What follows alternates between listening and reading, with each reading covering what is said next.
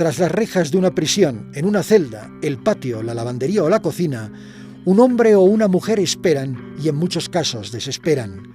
Y yo aquí he entrado por el delito 2008.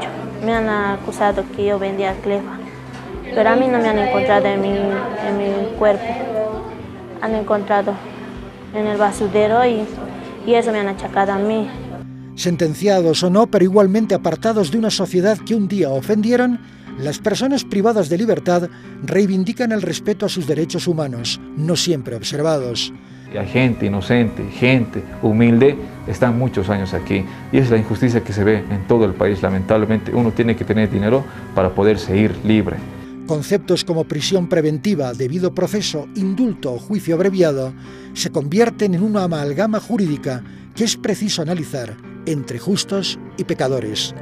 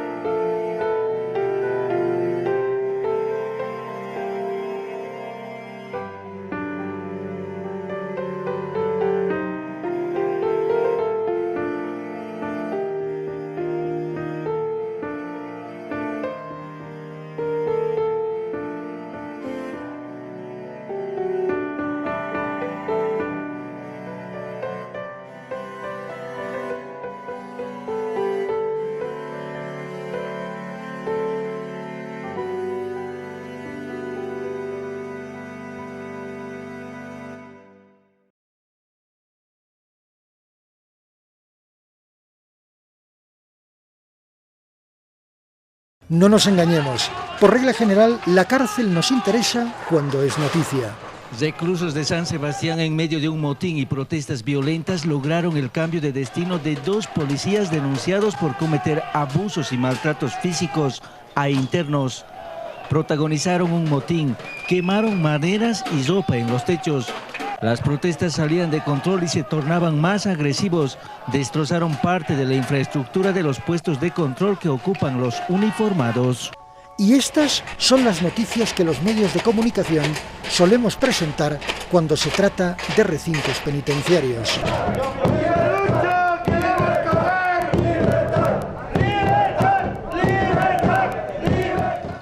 Pero poco o nada interesa de las personas privadas de libertad cuando el concepto de prisión está directamente asociado a un depósito de gente que en su momento cometió un crimen, ofendiendo a la sociedad, quebrando el pacto social de respeto y convivencia pacífica, consensuada, y hoy paga a la afrenta con la reclusión, la privación del derecho humano más preciado junto a la vida, a saber, la libertad. La persona privada de libertad cuando entra a la cárcel pierde también la identidad, ¿no? No es visible la realidad que se expresa y nos preocupa de sobremanera que el sistema de justicia penal no esté funcionando adecuadamente, ¿no? Y a causa de los problemas estructurales que sostiene, pues se desarrolla un impacto tremendo en los derechos humanos de la población que está privada de libertad, en hacinamiento, en la invisibilización de sus necesidades, en la vulneración a la presunción de inocencia, que es la base de un debido proceso, ¿no? En un Estado democrático de derechos humanos. El fundamento de un sistema jurídico en un Estado de Derecho es la presunción de inocencia. Es decir, todos somos inocentes hasta que se demuestre lo contrario. Por lo tanto, la presunción de inocencia es la clave del debido proceso. De hecho, la Constitución deja muy claro en su artículo 410 la primacía de los tratados y convenios internacionales de derechos humanos sobre las normas que hacen a la propia legislación boliviana. El problema está, definitivamente, en la observancia de ese principio o en la interpretación del mismo por los operadores de justicia. Estamos entonces frente a un dilema que se profundiza a medida que nos adentramos en el concepto de prisión preventiva, basado en la presunción de culpabilidad. En otras palabras, dentro de la Administración de Justicia Penal y la política criminal boliviana, un ciudadano a quien se le imputa el crimen debe demostrar su inocencia y no su culpabilidad, puesto que de entrada se le presume culpable y por lo tanto se le priva de libertad para evitar ciertos riesgos, como la fuga en función de una serie de medidas cautelares. Esta situación es evidente en la aplicación de la Ley 1008 sobre el régimen de la coca y sustancias controladas del 19 de julio de 1988. Yo creo que es un problema que se data desde la imposición de la Ley 1008, una ley redactada e impuesta en Bolivia por Estados Unidos en el año 88. Y es una ley que ha violado la Constitución boliviana, que ha violado la presunción de inocencia. Han ido retocando la ley, pero estaba en su momento donde vemos que esa ley desproporcionalmente ataca o encarcela a la gente de bajos ingresos, la gente que entra en el tema de narcotráfico, un involucramiento mínimo por tema de necesidad económica, que hay una distinción donde hay sentencias desproporcionalmente altas por el tema de tráfico, hasta 25 años para tráfico en un país donde la pena máxima de asesinato tiene 30 años, y ha ido llenando las cárceles bolivianas. Esta ley, cuyo espíritu es la lucha contra las drogas, presenta una incongruencia. No diferencia a consumidores pequeños o narcomenudistas de narcotraficantes. No es extraño, por lo tanto, que se apliquen penas desproporcionadas que repercuten en un aumento de la población carcelaria. Por necesidad yo me he metido también por mis hijas. Me ha dejado una señora que te lo tenía que vendérselo y me lo vas a vender, me ha dicho. Entonces yo también, como me pagaba 100 bolivianos por ganarme eso, entonces yo me he hecho quedar. Me ha dejado por vender eso, entonces me han detenido y me han pillado.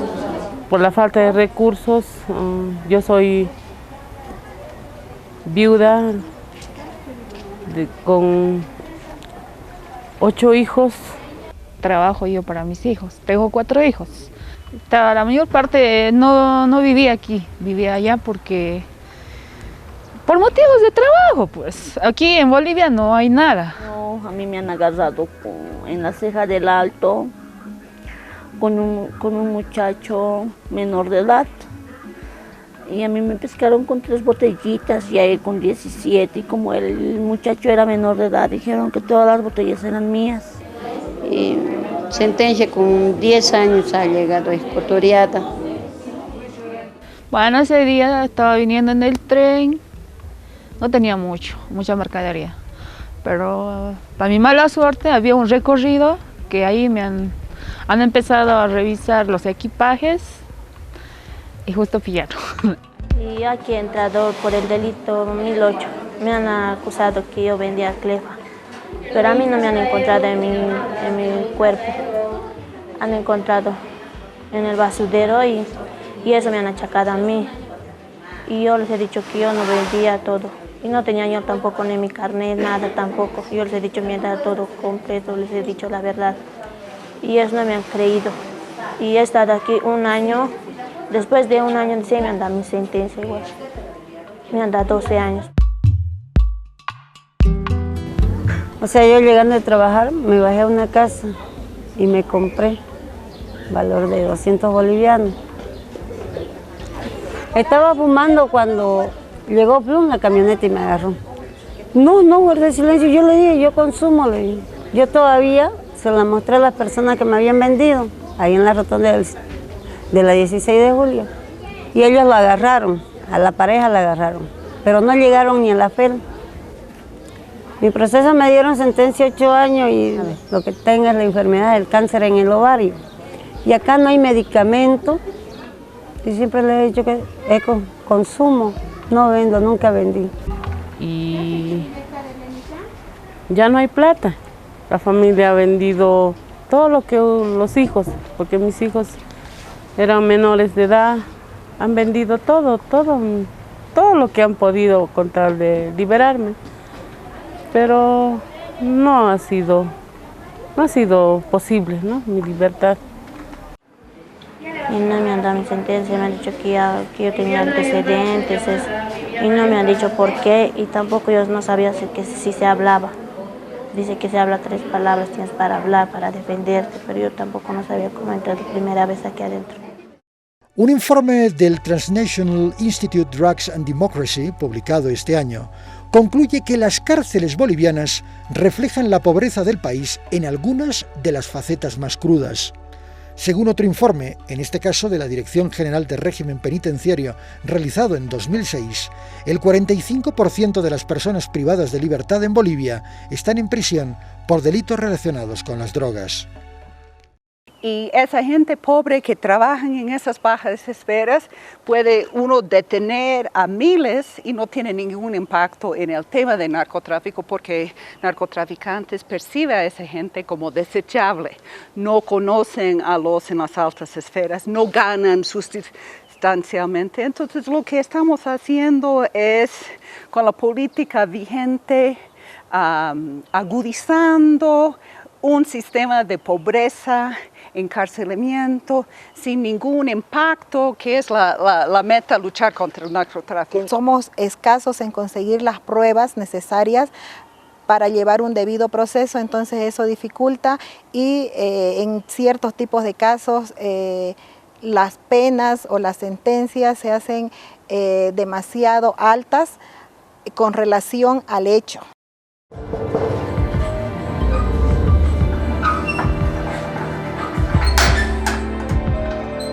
En los centros penitenciarios, lastimosamente, podemos indicar que hay mucho hacinamiento.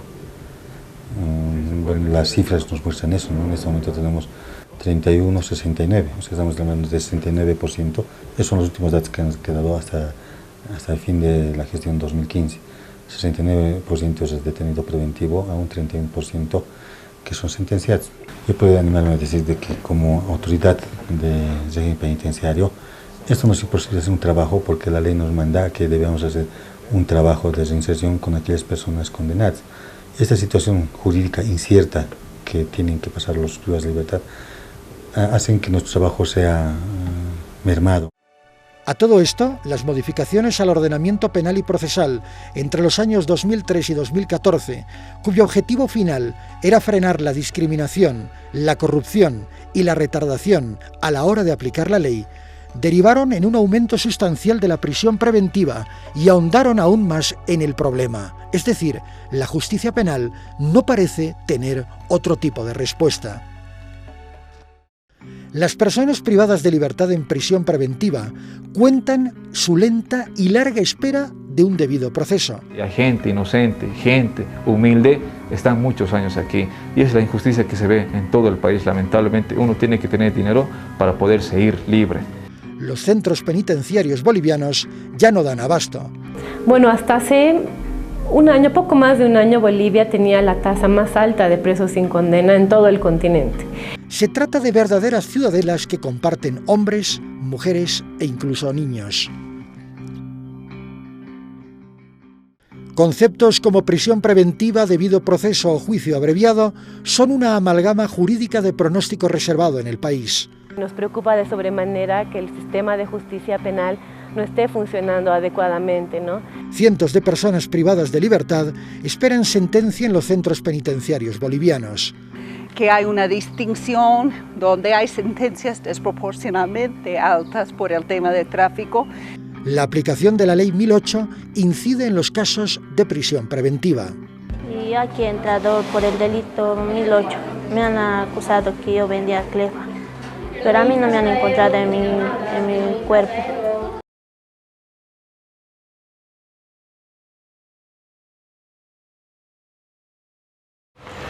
El sistema penitenciario boliviano ha quedado obsoleto, ha quedado anclado en el tiempo, un tiempo que sin duda en ningún momento fue mejor a lo que estamos viviendo ahora.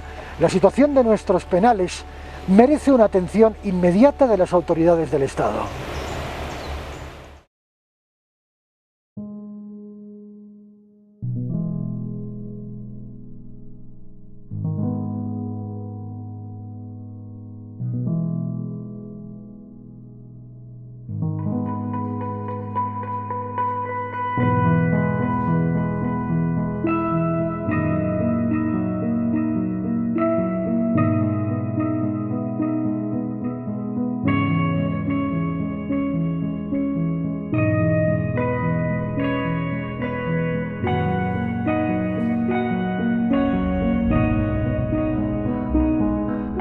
además de la grave crisis de la justicia que se vive respecto a toda la justicia en general, donde su cara más visible y más dura es la justicia penal, y que se expresa en la parte más dura también, que es el sistema penitenciario, porque la factura de la retardación de justicia la pagan tanto las víctimas, que probablemente no las visibilizamos todas las veces, pero también la pagan los imputados, y la pagan con estar presos, perder su libertad y otros derechos además, aunque declarativamente digamos que solo pierden la libertad. Ante este tiempo también pierden otros derechos por las condiciones inhumanas y graves de hacinamiento carcelario que hay. Porque finalmente nosotros somos los que vivimos la realidad día a día, somos los que vivimos la retardación de justicia. Y hay gente inocente, gente humilde, están muchos años aquí y es la injusticia que se ve en todo el país. Lamentablemente uno tiene que tener dinero para poderse ir libre y esa es la desesperación que existe en nuestra población penitenciaria. La justicia hay para los que tienen dinero, no para los pobres.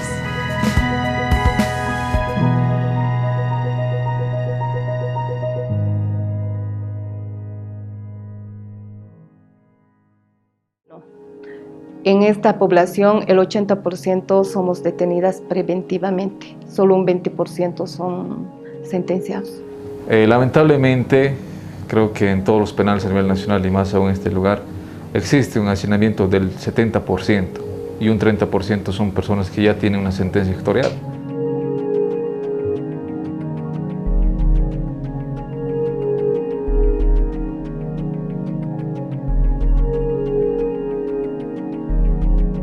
Gracias a las personas que están con detención preventiva, tenemos los hacinamientos en los establecimientos penitenciarios.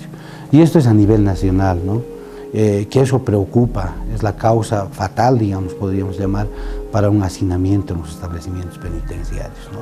Bueno, hasta hace un año, poco más de un año, Bolivia tenía la tasa más alta de presos sin condena en todo el continente, con el 85% sobre el total de la población carcelaria, y la tercera tasa de hacinamiento más alta también, con el 295%.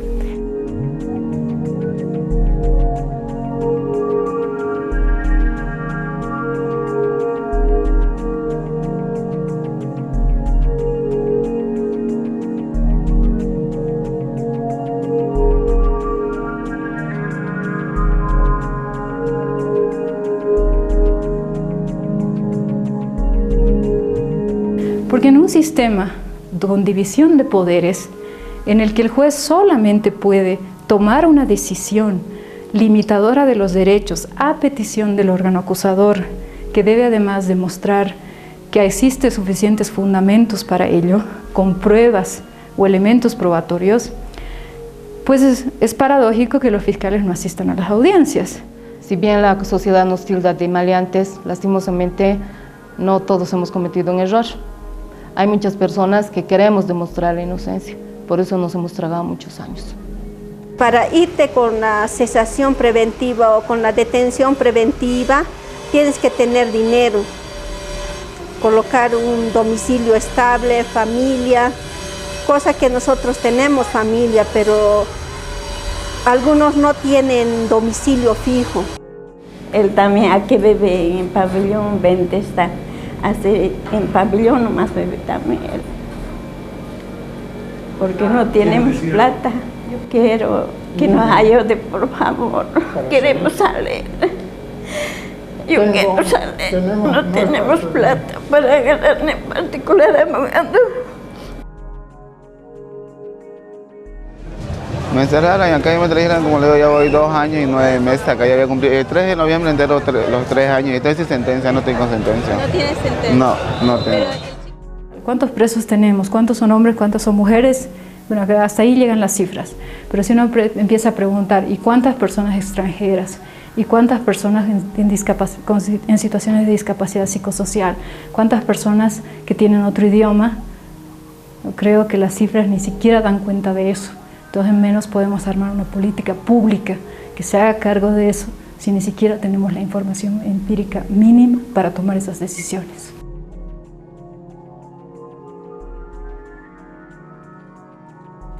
No es una salida dentro de un Estado de Derecho la aplicación indiscriminada de los juicios abreviados. Porque si bien es cierto que entre el conjunto de posibilidades que tiene la Fiscalía está el uso del juicio abreviado, esto debe darse en condiciones que garanticen que la persona imputada no ha sido coaccionada ni directa ni indirectamente para declararse culpable. ¿Por qué me acojo al abreviado? Porque un día quiero irme. Porque si espero juicio oral de mis casos, ¿cuándo me iré? Es por eso que mucha gente, siendo inocentes, dice, ya, me acojo al abreviado, pero de una vez sentencia y quiero irme.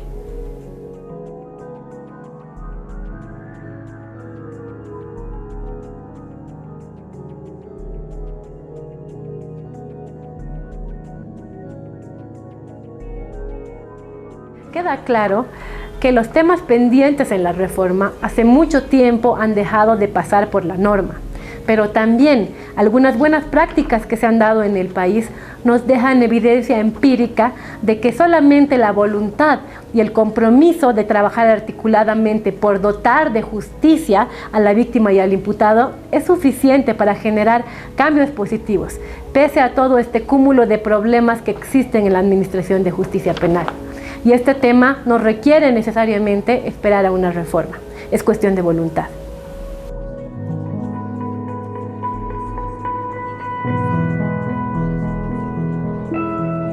Particularmente en Cochabamba, podemos decir que hace aproximadamente 1 año y medio estamos trabajando en una dinámica de coordinación interinstitucional para dar esas respuestas. El tema del hacinamiento, el tema de la no resolución de causas en plazo razonable y consiguientemente las prolongadas detenciones preventivas. Y ha sido esta la visión del Tribunal de Justicia en hacer este descongestionamiento con la nueva ley, porque ha habido mucha queja justamente de retardación, en este caso de los detenidos, que nunca salía un requerimiento conclusivo, que nunca salía una resolución, que nunca se podía salir con una cesación. Actualmente, viendo esa necesidad, las mesas de justicia han dado muchas satisfacciones a nivel nacional.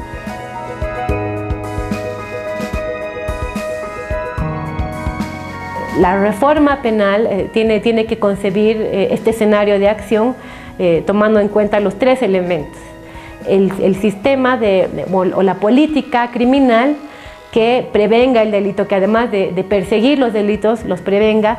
El sistema penal que tenga esa capacidad de ser selectivo con los delitos de mayor relevancia, no selectivos con la pobreza, no selectivos con la diferencia, sino selectivos con los delitos de mayor gravedad. Y el sistema penitenciario como el escenario que permita devolverle a la pena ese fin reintegrador y reparador. De lo contrario, las cárceles van a continuar siendo depósitos humanos.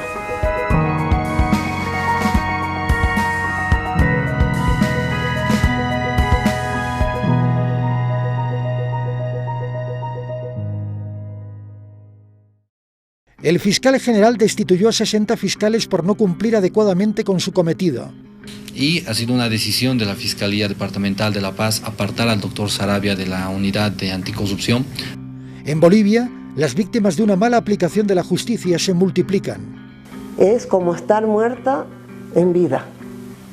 Tener que acudir a buscar justicia teniendo la razón y no encontrarla. La opinión pública tiene la sensación de que las penas deben ser más severas, pero ¿más cárceles son la solución? Las personas privadas de libertad en prisión preventiva cuentan su lenta y larga espera de un debido proceso. Hay gente inocente, gente humilde, están muchos años aquí y es la injusticia que se ve en todo el país. Lamentablemente uno tiene que tener dinero para poderse ir libre. Los centros penitenciarios bolivianos ya no dan abasto. Bueno, hasta hace un año, poco más de un año, Bolivia tenía la tasa más alta de presos sin condena en todo el continente. Se trata de verdaderas ciudadelas que comparten hombres, mujeres e incluso niños.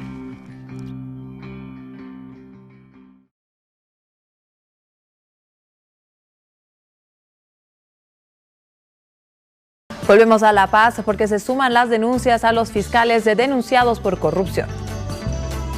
Han conformado consorcios de jueces, fiscales, abogados que están administrando la justicia como les da la gana. Toman preso a las víctimas, mientras los delincuentes se campean. Se realiza una protesta al frente de la Fiscalía. Varias personas denuncian haber sido víctimas del mal accionar de fiscales. La iniciativa que surgió contra el fiscal Humberto Quispe se replica y surgen los nombres de otros representantes del Ministerio Público.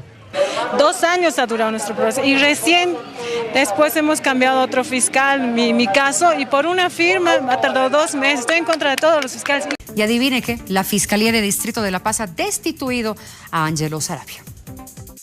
El caso ya está aperturado, se está aperturando y ha sido una decisión de la Fiscalía Departamental de La Paz apartar al doctor Sarabia de la unidad de anticorrupción, precisamente por lo incongruente que sería investigar hechos de anticorrupción cuando se tiene una denuncia de esta naturaleza. Buscan garantizar la objetividad de la investigación iniciada contra Ángelo Sarabia. La decisión fue tomada este miércoles, 2 días después que se filtrara un audio donde el todavía fiscal pedía 500 bolivianos a su cliente como un anticipo de pago para un abogado. La purga en el Ministerio Público puede interpretarse como la respuesta del fiscal general del Estado ante una situación anómala: 200 procesos en curso contra fiscales por corrupción y retardación de justicia.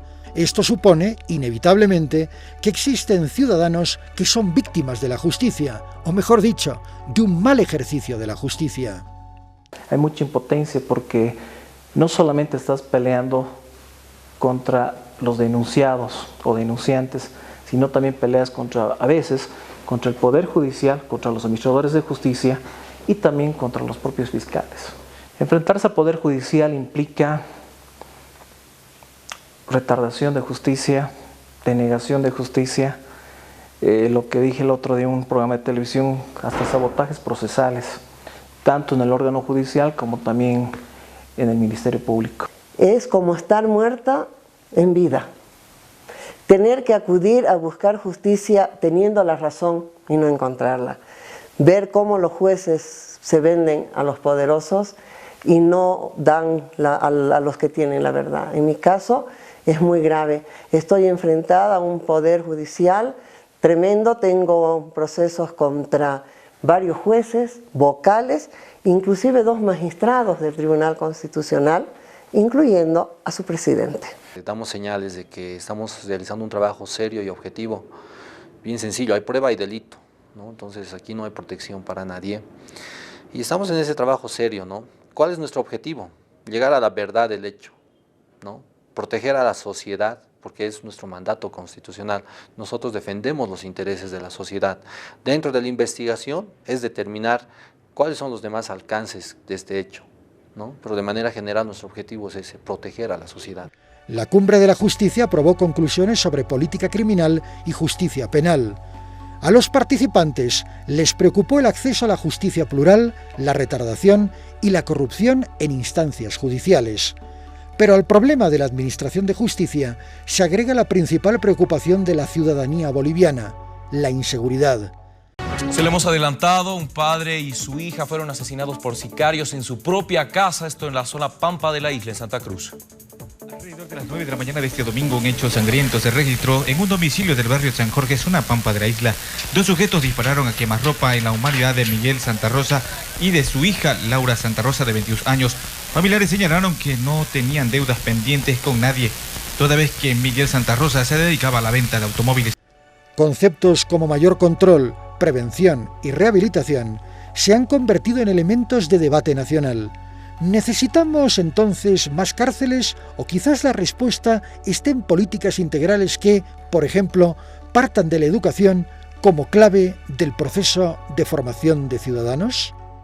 Se ha creado una mesa de justicia penal juvenil, Estado y sociedad civil, y desde ahí, desde este trabajo cotidiano con los jóvenes, adolescentes privados de libertad, y también fomentando intercambios, seminarios, reflexión en la sociedad, se ha logrado hacer una propuesta que después ha sido incorporada en el nuevo Código Niño, Niña, Adolescentes, que es el libro 3. con la creación de un sistema especializado en justicia juvenil y con enfoque restaurativo. Ahora, a mi manera de ver, yo pienso que el Estado boliviano ha tenido un coraje grande para promulgar esta ley y pienso realmente que es una de las leyes más vanguardistas, no solo de la región, porque tiene el coraje, digamos, de salir de una lógica punitiva, sino de ver el problema de la delincuencia juvenil de una manera mucho más integral. Bueno, hablamos de los adolescentes con responsabilidad penal como una situación en vulneración de derechos, pero que de un tiempo a esta parte sí han tenido un sistema de protección desde el aparato estatal mucho mayor. ¿A qué me refiero con eso? Es innegable el avance normativo e institucional que se ha ido dando en esta materia. Desde la aprobación del Código de la Niña y Adolescente hasta el desarrollo de diferentes instituciones que van a ir a precautelar estos derechos. Si bien no estamos en condiciones todavía ideales, sí han ido mejorando esta situación. Al margen de esto, todavía se encuentran graves vulneraciones. En un estudio que se hizo el año 2013, se encontraban adolescentes que estaban privados de libertad no por haber cometido un delito, sino porque o habían consumido bebidas alcohólicas o incluso había un adolescente privado de libertad que estaba porque su madre no podía educarlo y dijo, por favor, quiero que entre al Centro para Adolescentes con Responsabilidad Penal. En el marco de la legislación de la Unión Europea, cada vez adquiere mayor fuerza el concepto de justicia restaurativa a través de la mediación para la resolución de conflictos. Esta es sin duda una respuesta al recurso de acudir al derecho penal para solucionar problemas sociales. Cuando hablamos de justicia restaurativa, yo pienso que hay una hipótesis. La hipótesis de fondo es que los ofensores pueden ser mejores de sus peores hechos, pero también las víctimas y la sociedad pueden ser mejores del sentimiento de venganza. Evidentemente, la sociedad necesita respuestas y las exige al Estado. Este busca modos de responder y desde el Poder Judicial la reacción es, en muchos casos, ambigua. A la orden del día están la necesidad de cautela, el peligro de reincidencia o la obstrucción del proceso y, por consiguiente, la prisión preventiva y el hacinamiento en cárceles bolivianas. Un problema que trasciende la administración de justicia e incide en un ámbito mucho más sensible, los derechos humanos. Justicia es una virtud política producto de un pacto social que debe ser la característica de una sociedad ordenada en el marco de la ley. Todas las políticas de mano dura, en particular modo que llegan de Estados Unidos, no han dado a nivel empírico y a nivel científico resultados eficaces en la lucha contra la criminalidad. Pero allá donde no llegan los operadores de justicia, la sociedad responde con vehemencia. Una turba enardecida de pobladores en la ciudad de Reyes, en el Beni, colgó a este hombre de aproximadamente 37 años frente a la subgobernación. Existen otras soluciones para la resolución de conflictos. El fiscal general destituyó a 60 fiscales por no cumplir adecuadamente con su cometido. Y ha sido una decisión de la Fiscalía Departamental de La Paz apartar al doctor Sarabia de la unidad de anticorrupción. En Bolivia, las víctimas de una mala aplicación de la justicia se multiplican. Es como estar muerta en vida. Tener que acudir a buscar justicia teniendo la razón y no encontrarla. La opinión pública tiene la sensación de que las penas deben ser más severas, pero ¿más cárceles son la solución?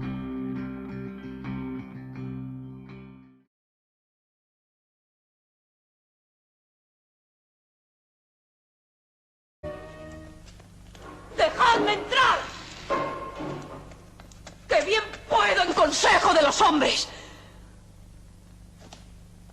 ¡Qué bien puede una mujer, sino dar voto, dar voces! Lope de Vega, en su obra Fuente Ovejuna, expresa con claridad el sentimiento de un pueblo mancillado en su honor que repara una injusticia por mano propia. Cuando se busca a un responsable, el pueblo responde como un solo hombre. Bolivia tiene, de hecho, varias Fuente Ovejunas, pobladores heridos en lo más profundo de su amor propio, tanto que se sientan alejados del Estado y de la administración de justicia, responden a la sangre con la sangre. Este video se hizo viral en las redes sociales, de cómo la tarde del sábado una turba enardecida de pobladores en la ciudad de Reyes, en el Beni, colgó a este hombre de aproximadamente 37 años frente a la subgobernación, tras propinarle una dura golpiza por haber violado a una niña de tan solo 4 años. Absolutamente son distorsiones. Son distorsiones, son hechos que no pueden pasar en este siglo y que hay que trabajar muchísimo con las comunidades sobre el rescate y la valorización de las buenas prácticas, pero también haciéndole reflexionar sobre lo que comporta estos tipos de delitos. Que todo el sistema, digamos, retributivo se basa sobre este sentimiento de venganza, o sea, curamos el mal con el mal. Hay un delito e interviene la pena y damos el castigo. Yo pienso que esta forma no da necesariamente resultados positivos, no solo para la rehabilitación de las personas, no solo para las víctimas y las comunidades, y también en términos de seguridad ciudadana.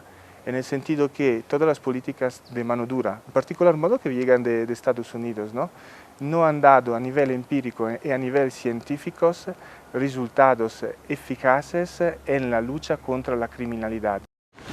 La justicia restaurativa es un concepto que se maneja en diferentes sistemas legales de diversos países, de diversos estados de derecho. La cuestión es, ¿tendremos la suficiente capacidad para aplicarla en Bolivia? Existe una gran confusión en el concepto de justicia comunitaria. Una cosa es el respeto de los usos y las costumbres de los pueblos originarios, así como la coexistencia de los mismos con la justicia ordinaria. Y otra, muy distinta, resarcir un daño causando otro daño. En Bolivia existen casos de aplicación efectiva de procesos de justicia restaurativa. Desde esta se promueve la reparación de los daños causados por una acción punible a una persona o a la sociedad a partir de la participación de las partes afectadas en este proceso, tal y como podremos ver a continuación.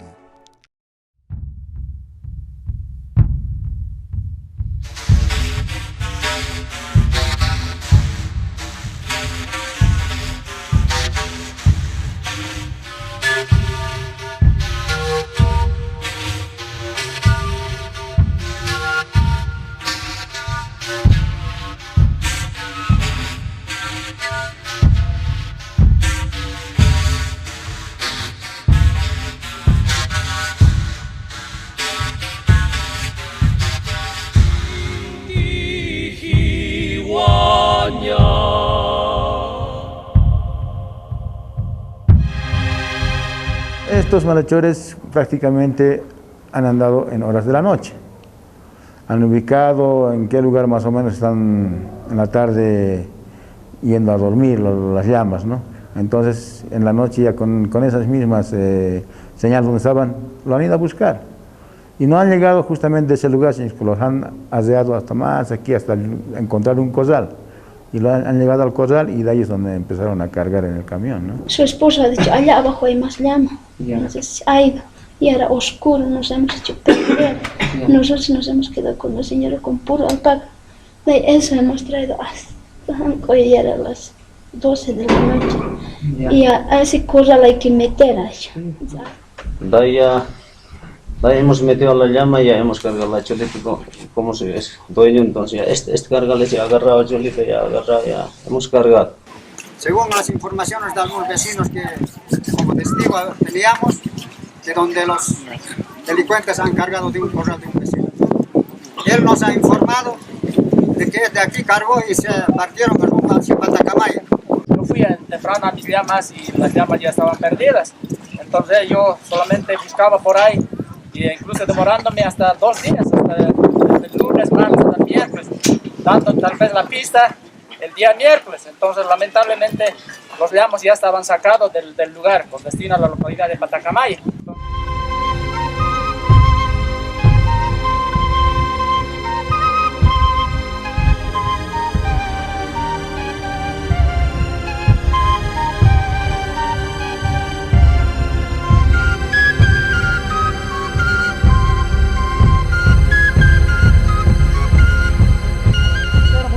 Doctor, la preocupación muy grande de esta población. No queremos que más siga pasando las cosas que han ido robando. Ya les dijimos, una llama cuesta criar 3 años. Y ahora fácilmente tampoco ya podemos dejar a nuestros abuelitos. Y también que los terrenos que tienen son pequeños. A la fuerza hay veces tiene que los hijos tienen que salir a la ciudad. Y a veces ya hay esa desconfianza de poder dejar a nuestros papás, a nuestras mamás en las instancias correspondientes. Con ese estamos pidiendo que queremos seguridad, queremos, que hemos tratado de ayudar a la justicia ordinaria, doctor.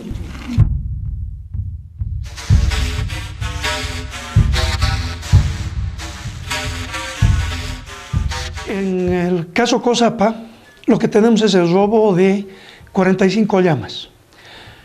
Son 3 marcas aymaras en conflicto, con estructuras originarias que provienen desde la comunidad del Ayu, la marca y el suyo.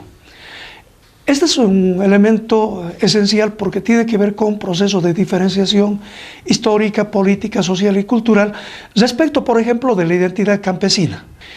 El conflicto obliga a que 3 marcas y sus autoridades tengan que desarrollar procesos de coordinación y cooperación intrajurisdiccional.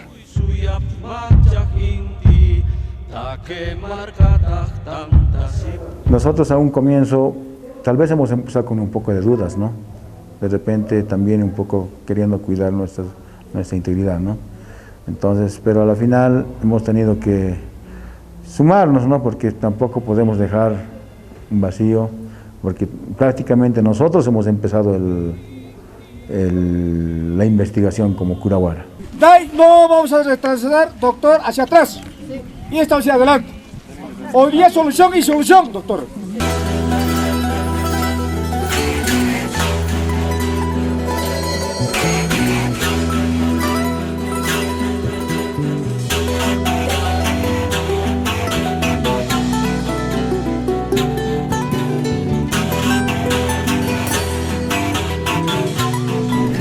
No sé, ustedes ya verán cómo harán su justicia comunitaria. Hay 2, uno la justicia comunitaria y la justicia ordinaria. Ahora, si ustedes confían en la justicia ordinaria, enséñamelo, yo me lo llevo como aprendido, como asestado, yo ya veré también para no hacerme vencer el plazo. Porque es todo con plazo, así la justicia ordinaria. ¿Qué vamos a hacer? Yo no lo he hecho esa ley hace rato. Entonces yo lo único les pediría, si me van a entregar o no me van a entregar, o ustedes van a darle sentencia, o ustedes van a dar su resolución. Porque yo no los puedo obligar a que me entreguen, ustedes ya tienen que ver.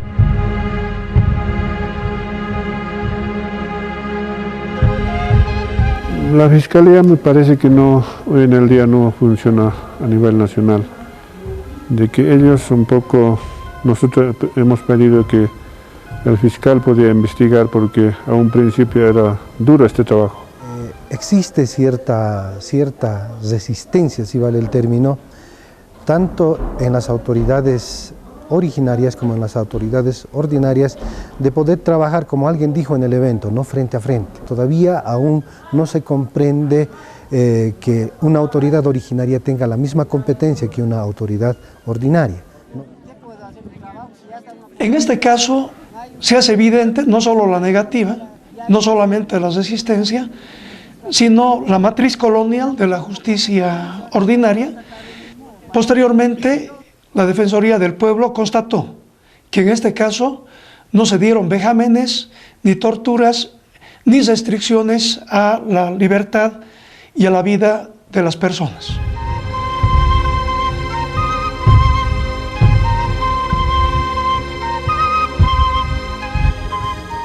Como producto de todo esto, se ha solucionado varios casos, tanto en Jatunquillacas y como también en Hachacarangas, específicamente el caso de robo de llamas, el abigeato de camélidos, ¿no es cierto?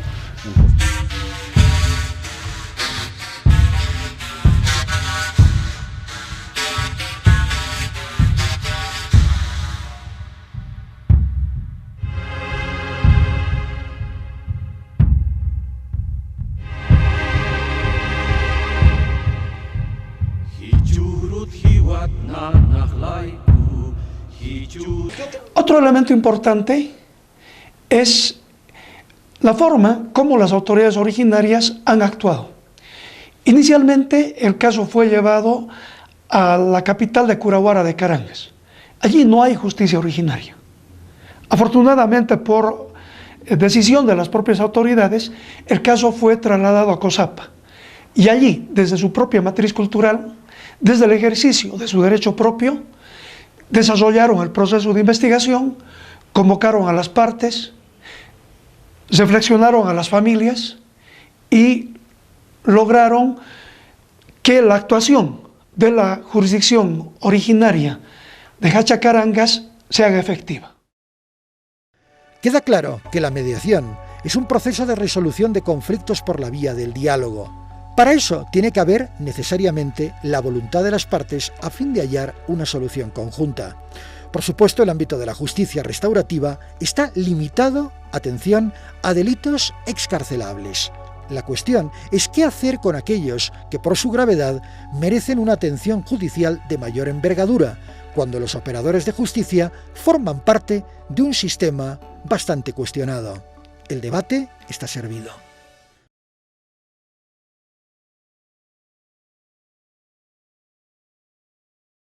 Justicia es una virtud política producto de un pacto social que debe ser la característica de una sociedad ordenada en el marco de la ley.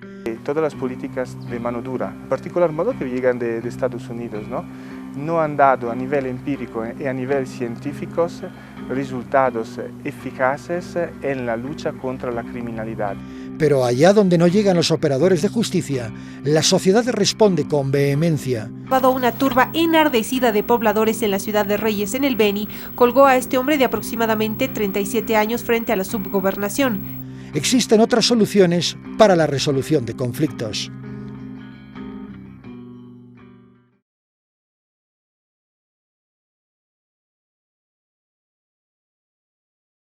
Bueno, en el documental hemos visto diferentes situaciones, hemos visitado diferentes centros penitenciarios del país y nos queda una última pregunta, Susana. Ante esta situación, ¿qué podemos hacer como sociedad civil? Olvidémonos del Estado, olvidémonos de los operadores de justicia. ¿Cuál es nuestra responsabilidad civil en este tema? Nosotros también somos responsables y también somos garantes de derechos humanos. Y en el marco del ejercicio de nuestros derechos ciudadanos, tenemos no solamente el derecho, sino también el deber de acompañar al Estado en este proceso de implementación de las reformas. La Cumbre de Justicia ha sido un escenario democrático muy importante, de acuerdo a nuestra percepción, porque en ese espacio todos los ciudadanos hemos apostado por un modelo de justicia que responda a nuestras necesidades.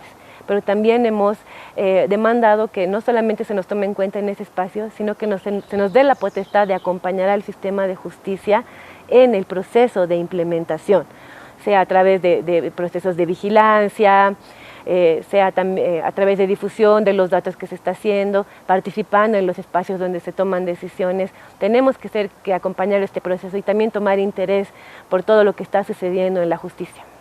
La gente que está dentro de un penal, ahora, en este momento histórico, está también por fallas en el proceso judicial, ¿no? Fallas que no se están tocando desde hace mucho tiempo, por lo menos desde que estamos viviendo el proceso histórico, el proceso de cambio. Y creo que, por ejemplo, la prisión preventiva realmente está demostrando que es un error en el que incurrimos todos los que estamos involucrados en la justicia, ¿no? Fundaciones como Construir buscan sensibilizar a la sociedad boliviana sobre esta realidad, una realidad que las cárceles ocultan detrás de sus muros. De hecho, trabajan con otras instituciones como la Pastoral Carcelaria Católica de Bolivia. ¿Con qué realidades se encuentran los voluntarios cada día que acuden a los recintos penitenciarios de Bolivia? ¿Cuáles son las realidades que enfrentan, que tienen que confrontar en algún momento? Las realidades son duras, o sea, la realidad en sí del sistema penitenciario es una violación constante a los derechos humanos. Todos los días podemos encontrar violaciones al debido proceso, al acceso a la justicia, retardación de justicia, encontramos hacinamiento, encontramos enfermedad, falta de atención en salud, falta de atención en alimentación.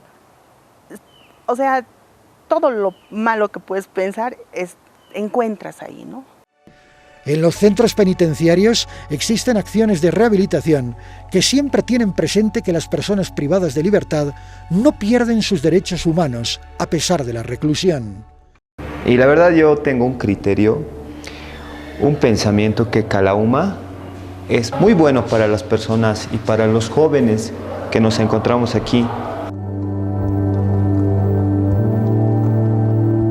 Es un espacio muy didáctico, donde aprendes mucho, donde tienes fortalezas, aprendes muchas cosas y te llegas a conocer vos mismo y empiezas a reflexionar las cosas que hacías antes, y si te llega en la cabeza ya no volver a hacer cometer los mismos errores de antes. Tú entras a un taller, entras a biblioteca, entras a cualquier lado y te das cuenta que con las mismas manos que has lastimado o has hecho una y otra cosa, estás creando cosas, estás volviendo a hacer cosas que no te la creías.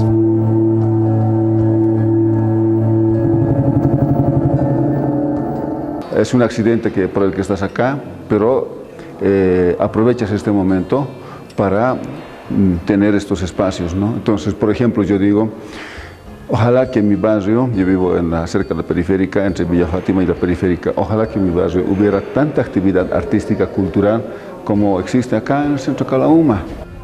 Este centro, su mayor perspectiva que busca es la rehabilitación del joven, porque los jóvenes en las horas de la mañana se educan en el centro de Ana María Romero de Campero, y en las tardes hacen la parte técnica, en los talleres. Tenemos talleres de carpintería, tenemos talleres de galletas, tenemos taller de costura, tenemos bisutería y todas estas tenemos también de computación. Aquí tienes que estar activa, porque si no estás activa en algo, te puedes volver loca. Tienes que estar activa bien, tienes que estar en estudio, trabajando, ver que el tiempo pase rápido. Aquí tenemos las actividades de lavandería, por ejemplo, son unos beneficios.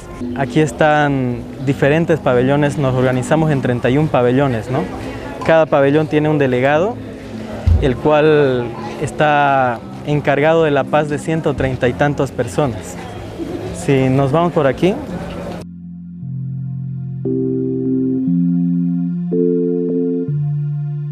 Aquí, donde están construyendo, hubo un incendio que fue grave, ¿no? Gracias a Dios no había viento.